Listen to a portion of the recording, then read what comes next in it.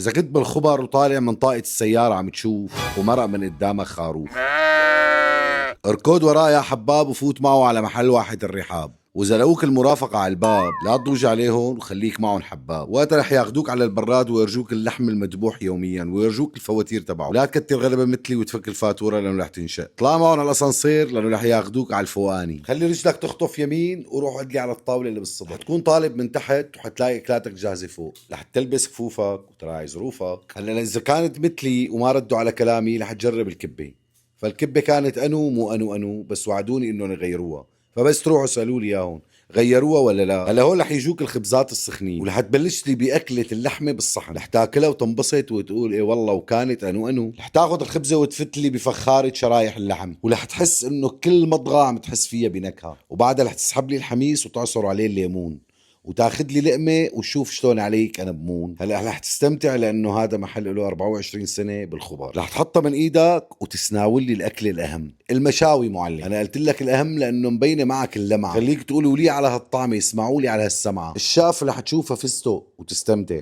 بعدين رح تدخلي بتشكيله الاشكال الهندسيه، لحم ملفوف لف معلية، لحم خروف صافي يستحق الأولية، وإذا ما كنت من جماعة الأنو فما رح تستمتع مثل ما استمتعت أنا. بعدين حترجع تاخذ لك شقفة شيش وتدعي لي، وبعدها حتفتلي على الرياش وتمسكها رح تنشق معك مثل الورقة، طرية وما فيها بهارات وما بتعمل لك حرقة وما رح تعلق معك بالتم وكأنك عم تشرب مرقة. لحتى تكمل معك بالحياة اوعى تنسى الفطاير والمعجنات. وركز معي، اسم المحل واحة الرحاب، موجود بالخبر قريب من الكورنيش.